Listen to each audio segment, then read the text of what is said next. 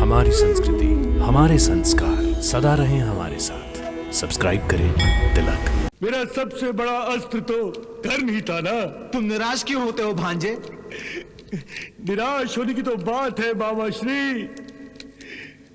मेरे साथियों में अभी भी शल्य, अश्वत्थामा और कृपाचार्य जैसे महापराक्रमी हैं, पर कर्ण जैसा परम मित्र अब कहां?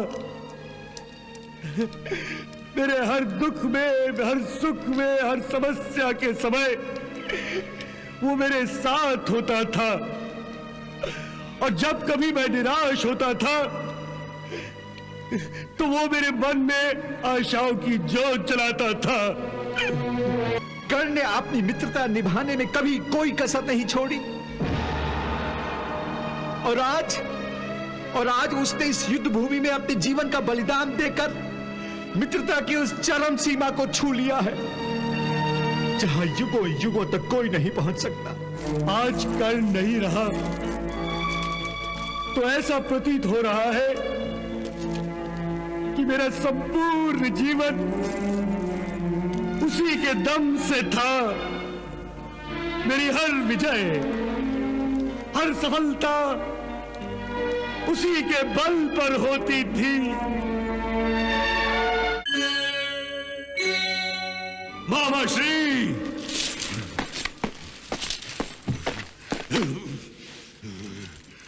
मामा श्री, कर्ण की जगह मुझे मृत्यु क्यों नहीं आई? क्यों नहीं आई मुझे मृत्यु? मैं क्यों नहीं मर गया? ये कैसी बहकी बहकी बातें कर रहे हो भांजे? मरे तुम्हारे शत्रु। पर अभी तो मेरा ही मित्र मरा है। परंतु तुम्हारे शत्रु तो अभी जीवित हैं। उन्हीं को मारते मारते मर गया है वो। मेरा कर्ण मेरे लिए ही जिया और मेरे लिए ही मर गया। जब मैंने घटोत्कच से अपने प्राणों को बचाने के लिए, उस पर अमोघ शक्ति का प्रयोग करने के लिए कर्ण को विवश किया था, और उस शक्ति के प्रयोग के बाद मैं चिंतित हो गया था कि किस शक्ति से अब अर्जुन का वध होगा, किस शक्ति से। तब उसने मेरी धांधस बांधते हुए मुझसे कहा था, मेरा अस्त्र भंडार अभी खाली नहीं हुआ है मित्र। मेरे अस्त्र भंडार में केवल वासुकी शक्ति नहीं थी, और भी शक्तियां हैं। गुरुदेव भार्गव परशुराम ने मुझे जो अस्त्र विद्या की शिक्षा दी है, उसके कारण मेरा अस्त्र भंडार विविध अस्त्रों से भरा पड़ा है। परंतु अब मेरा अस्त्र भंडार सचमुच खाली हो गया है मामा श्री। मेरा सबसे बड़ा अस्त्र तो कर्म ही था ना। तुम निराश क्यों होते हो भांजे? निराश होने की तो बात है मामा श्री। मेरे साथियों में अभी भी शल्य, अश्वत्थामा और कृपाचार्य जैसे महापराक्रमी हैं, पर कर्ण जैसा परम मित्र अब कहां? मेरे हर दुख में, हर सुख में, हर समस्या के समय वो मेरे साथ होता था, और जब कभी मैं निराश होता था तो वो मेरे मन में आशाओं की जोत जलाता था।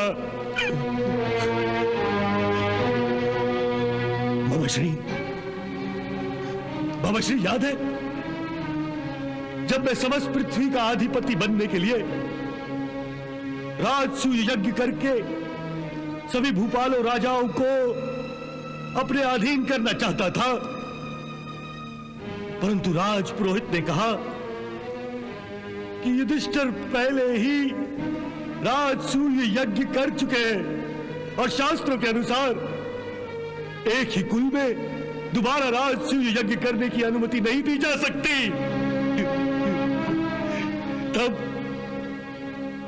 तब मैं बहुत निराश हो गया था। उस निराशा के अंधेरे में मेरा ये परम मित्र कर्ण ही उजाले की किरण बन के आया था। उसने कहा था, निराश क्यों होते हो मित्र? राजसूय यज्ञ किए बिना भी तुम पृथ्वीपति बन सकते हो। वो कैसे मित्र? विष्णु यज्ञ से। विष्णु यज्ञ से? हाँ मित्र, परंतु जो राजे महाराजे राजसूय यज्ञ करके युधिष्ठिर को अपना सम्राट मान चुके हैं, वो विष्णु यज्ञ में मेरे सामने अपना सिर कैसे झुकाएंगे? मेरी तलवार हर सर को झुकाने पर विवश कर देगी। जो सिर तुम्हारे आगे उठने की हिम्मत करेगा, मैं पूरे भारतवर्ष को अपने घोड़ों की टापों तले रौंद कर रख दूंगा। तुम पृथ्वीपति अवश्य बनोगे मित्र, अवश्य बनोगे। मैं बनाऊंगा तुम्हें पृथ्वीपति। तुम यज्ञ की तैयारी करो।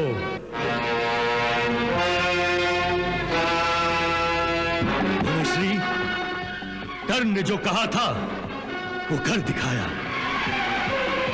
उसने कौरव सेना की अगवानी करते हुए 10 दिशाओं में अपने घोड़े को दौड़ाया और अपनी तलवार की सारी शक्ति लगा दी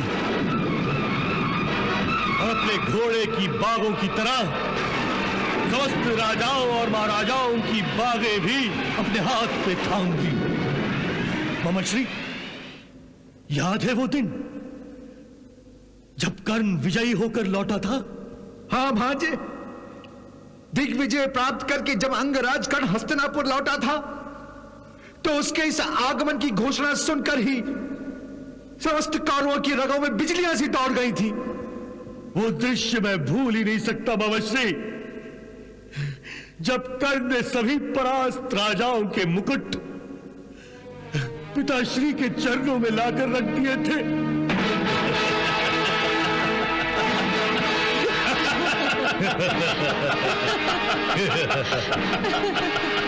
वाह कर्ण वाह, बहुत अच्छे। मान गए अंगराज, मान गए। कर्ण ने मेरा विष्णु यज्ञ तो सफल कर दिया था, परंतु आज मेरे इस रण यज्ञ को सफल करने के प्रयास में कर्ण ने अपना शीर कमल मुझे अर्पण किया है। हाँ भांजे, कर्ण ने अपनी मित्रता निभाने में कभी कोई कसर नहीं छोड़ी। और आज उसने इस युद्ध भूमि में अपने जीवन का बलिदान देकर मित्रता की उस चरम सीमा को छू लिया है, जहां युगों युगों तक कोई नहीं पहुंच सकता। भांजे, कर्ण की मित्रता केवल इस युद्ध भूमि पर ही नहीं, बल्कि तुम्हारे जीवन के हर क्षेत्र में थी। भानुमति के साथ तुम्हारा विवाह कर्ण मित्रता अर्थात उसके शौर्य और पराक्रम के कारण ही हो सका था। याद है भांजे, याद है जब तुम कर्ण के साथ भानुमति के स्वयंवर के लिए कलिंग नगरी गए थे? हाँ मामाश्री, याद है। वरमाला लेकर भानुमति अपनी सखी के साथ स्वयंवर में आई थी।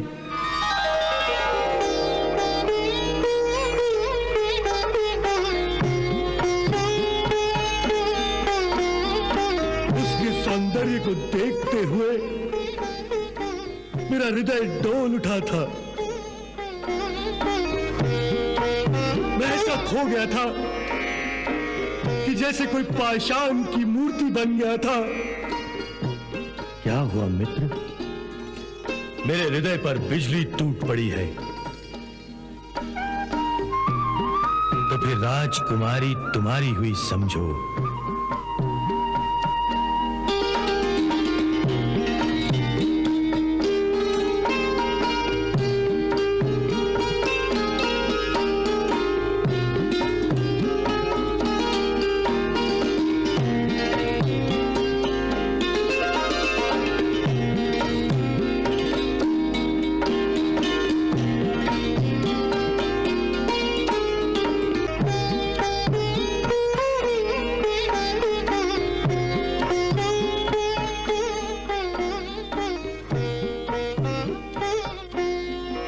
राजकुमारी जी, आप हस्तिनापुर के युवराज दुर्योधन हैं। अमित पराक्रमी, परम बलशाली, सर्वश्रेष्ठ गदाधर।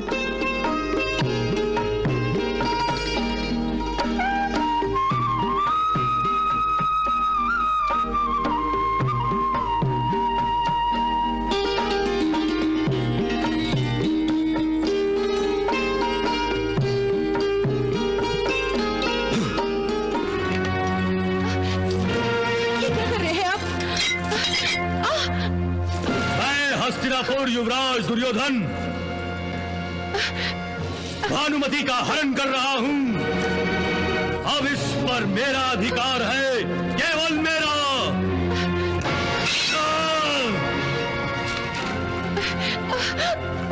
जिस किसी ने युवराज दुर्योधन के आड़े आने का साहस किया, उसके रक्त से मैं इस स्वयंवर सभा की धरती को लाल कर दूंगा। चलो युवराज।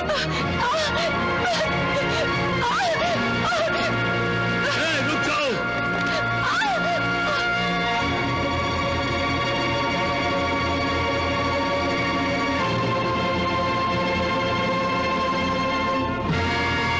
ये हमारा अपमान है। हम इस तरह दुर्योधन को जाने नहीं देंगे।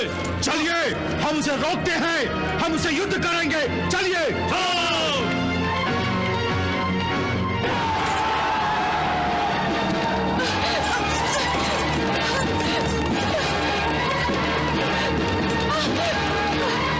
पीछा करो।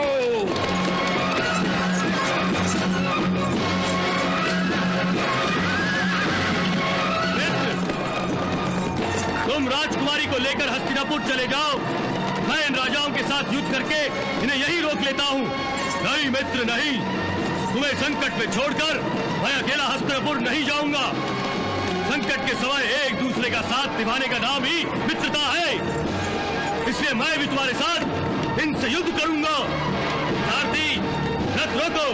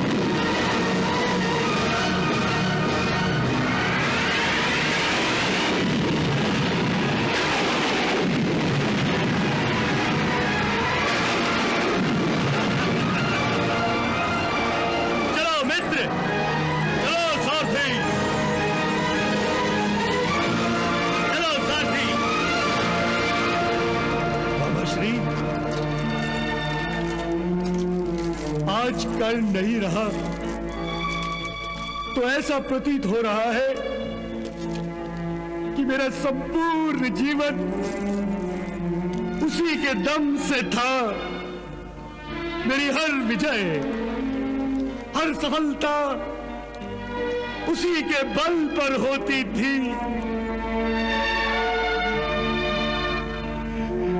बाबा श्री, जिस शुभ पल पर कर्ण मेरा मित्र बना था, उसी पल से सुख, समृद्धि और यश, ये तीनों ही अपने हाथ जोड़ के मेरी सेवा में उपस्थित थे।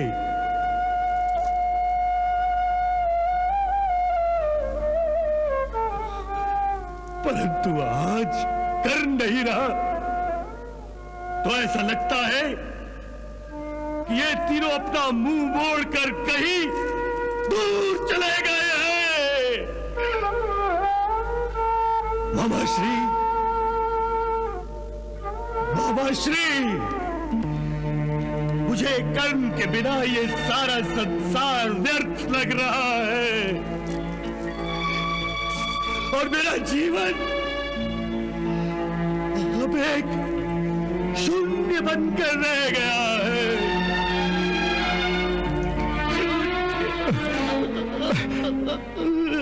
राजे,